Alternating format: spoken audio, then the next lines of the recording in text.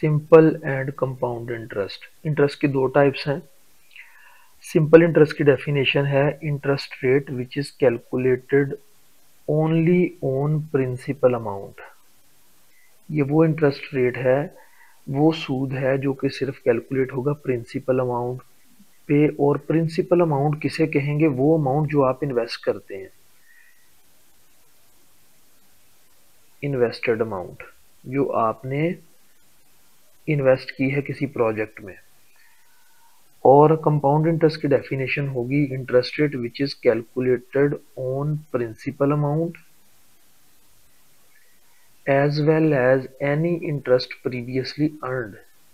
यानी simple interest सिर्फ एक चीज पे कैलकुलेट होगा, आपकी इन्वेस्टेड अमाउंट यानी प्रिंसिपल अमाउंट पे। On the other hand compound interest दो चीजों पे कैलकुलेट होगा, आपकी प्रिंसिपल अमाउंट पे भी, और अगर आपने प्रीवियसली पहले कोई इंटरेस्ट अर्न किया है उसके ऊपर भी कैलकुलेट होगा। इसे आसान लफ्जों में हम कह सकते हैं कि कंपाउंड इंटरेस्ट सूद के ऊपर सूद की कैलकुलेशन है।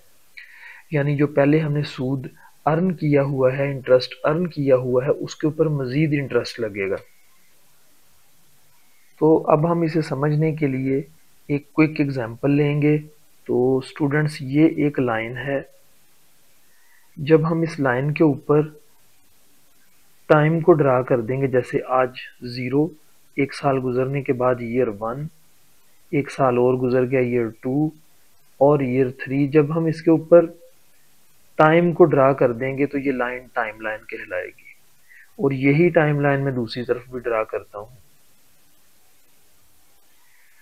दोनों तरफ मैंने टाइम लाइन जो है वो ड्रा कर ली है। दोनों में इंटरेस्ट का जो रेट है वो 10% दिया गया है और दोनों में आपकी इन्वेस्टमेंट जो है वो 100 है। अब इसकी कैलकुलेशन स्टार्ट करते हैं। फर्ज करें आपने 100 जो है वो आज इन्वेस्ट किया है, एक साल गुजरने के बाद इस पे 10% आपको इंटरेस्ट मिलना चाहिए। तो उसकी कैलकुलेशन करते हैं। एक साल के बाद आपका 100 है, इसके ऊपर 10% जो है वो इंटरेस्ट लगेगा, 10/100। तो ये बनेगा 10 रुपीज़ आपका इंटरेस्ट और 100 रुपीज़ आपकी प्रिंसिपल अमाउंट है जो आपने इन्वेस्ट की है। तो आपको ये एक साल के बाद अमाउंट हो जाएगी 110। एक साल और गुजरेगा तो फिर से आपका जो है वो प्रिंसिपल अमाउंट 100, उसके ऊपर 10% इंटरेस्ट लगेगा और ये आपका इंटरेस्ट की अमाउंट बनेगी 10। और आपकी प्रीवियस अमाउंट जो है वो 110 थी और आपके कंपनी के पास पैसे हो जाएंगे 120 जिस कंपनी में आपने इन्वेस्ट किया है। एक साल और गुजरेगा तो ये 10% जो है वो प्रिंसिपल अमाउंट यानी ये प्रिंसिपल अमाउंट यानी 100 के ऊपर जो है वो कैलकुलेशन होगी इंटरेस्ट रेट की, जैसे पहले हुई है 100 मल्टीप्लाई बाय 10%।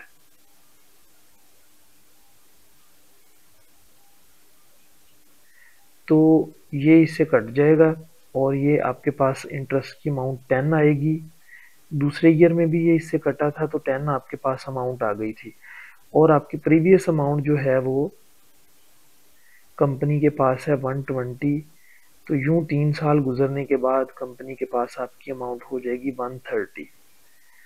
अब इसमें देखिए कि डेफिनेशन ये कहती थी कि interest rate which is calculated only on principal amount, जो कि वो इंटरेस्ट रेट जो कि सिर्फ प्रिंसिपल अमाउंट के ऊपर कैलकुलेट हो वो सिंपल इंटरेस्ट होता है। तो आपने ये देखा होगा कि पहले साल भी ये 10% प्रिंसिपल पे ही कैलकुलेट हुआ है यानी 100 पे।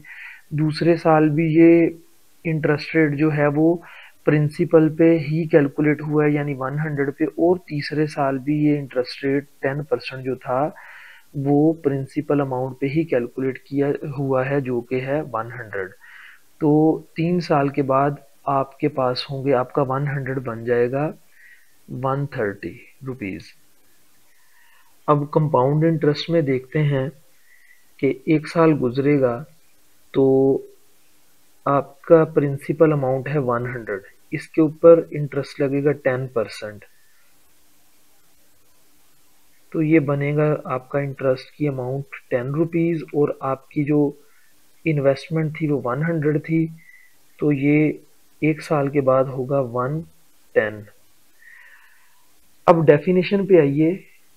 तो कंपाउंड इंटरेस्ट वो इंटरेस्ट रेट है जो प्रिंसिपल के साथ साथ जो पहले आपने इंटरेस्ट अर्न किया उस पे भी लगेगा, यानी इस बार ये दूसरे साल में ये इंटरेस्ट रेट 10% इस पे कैलकुलेट नहीं होना प्रिंसिपल अमाउंट पे, बल्कि इस अमाउंट पे कैलकुलेट होगा जिसमें प्रिंसिपल है और प्लस इंटरेस्ट भी शामिल है। क्योंकि डेफिनेशन ये कहती थी कि इंटरेस्ट रेट कंपाउंड वो होता है जो प्रिंसिपल अमाउंट और एनी इंटरेस्ट प्रीवियसली अर्नड के ऊपर कैलकुलेट हो।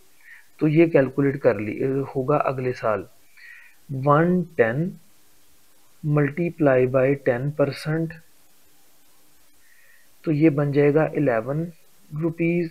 और आपके पिछले साल की अमाउंट बनती है 110, तो ये हो जाएगा 121।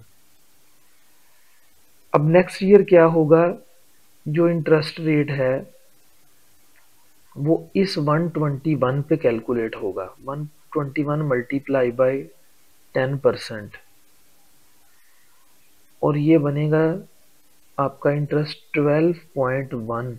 आपकी प्रीवियस अमाउंट है 121, तो ये आपकी टोटल अमाउंट हो जाएगी 133.1।